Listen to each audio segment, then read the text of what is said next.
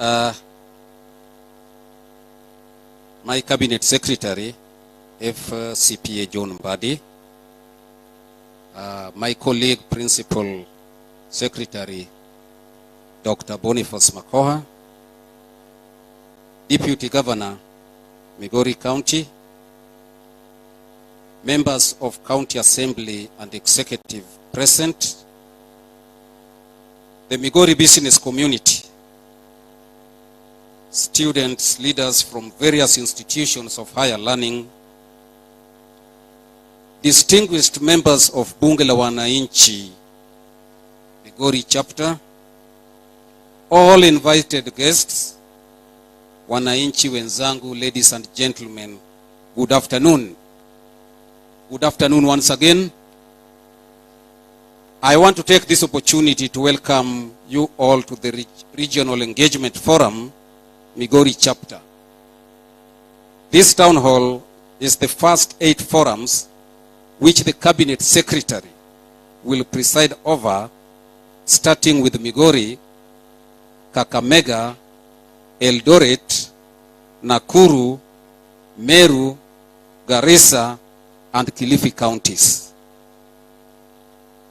The objective of this forum is to create public awareness on the government budget-making process and the ongoing privatization of government-owned enterprises. So we are tackling 2 issues: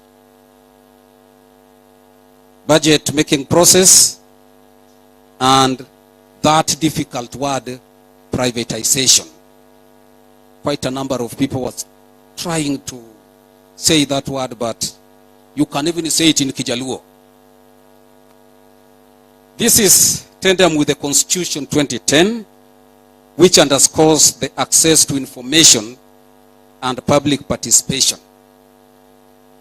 The engagement brings together participants representing various interest groups across Migori County.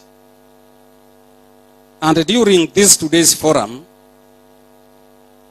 many of you have had the opportunity, and you will still have opportunity to engage the Cabinet Secretary in unpacking the value and place of applying privatization to realize effective budgetary process for this country, Kenya.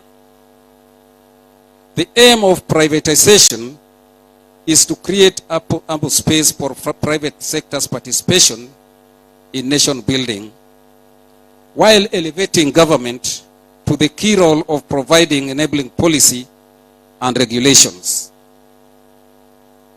Privatization is also essential in generating revenue for the government without increasing debts or taxation.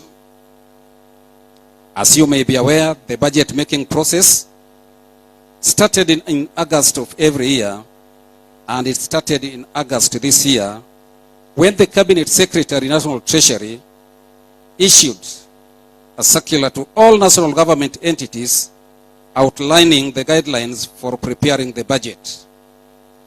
The circular includes a schedule for budget preparation, including the key dates, procedures for the review of projections of revenue and expenditure, and procedures for public participation.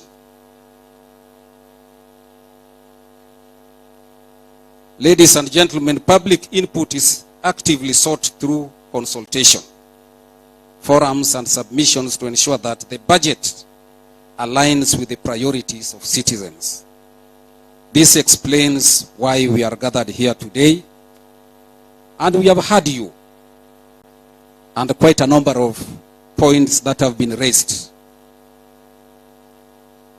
Ladies and gentlemen, on 26th of December 2025, I was in this same hall presiding over the launch of Migori County Young Professionals.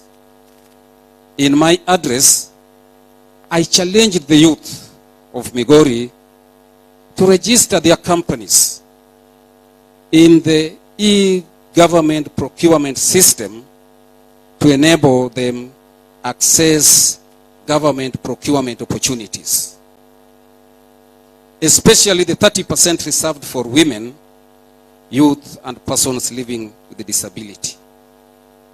Once again, let me retaliate this call because we are keen to empower women, youth, and people with disabilities. One speaker talked about curbing corruption. We can only curb corruption because corruption starts from procurement. And we can only curb it if we standardized everything. And to standardize what we are talking about, to curb corruption, we are talking about processing all the goods and services being procured both by national government and county government through EGP. I can assure Migori that it is only County Assembly of Migori that is processing their tenders through EGP. I'm yet to see the executive processing their tenders from there. Congratulations, Migori County Assembly. And the Speaker, talk to your counterparts in the executive. I know they are all here. If you don't process it through EGP, don't come back to me to backdate for your letter. I've seen now letters coming, PS backdate for me because I did it outside EGP. There is no backdating. Let the auditors deal with you. Let EACC come and arrest you. So that is one thing National Treasury is doing to curb corruption. Having said that, I now urge all of you to keenly follow today's proceedings candidly. Engage and provide your feedback that is necessary to enrich the budget-making process and privatization of these two companies. Bwana CS, there are so many issues because sisi kama watu wadogo in your department, we don't deal with giving answers.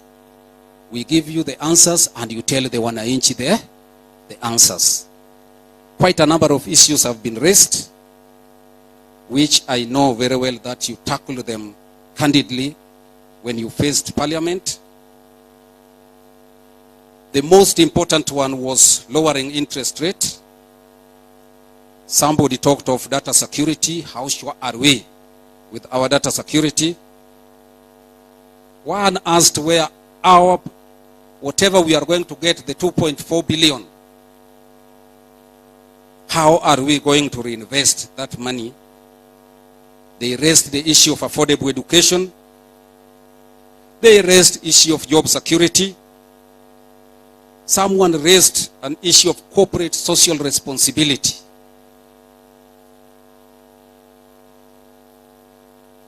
My sister there, I don't know what she was talking about, but I picked it to mean either zero rating or exempting women products, which Waziri will deal with. Then there is this elephant in the room, which you tackled, and you are going to tackle it again. Why did we not list Safaricom shares in the stock exchange?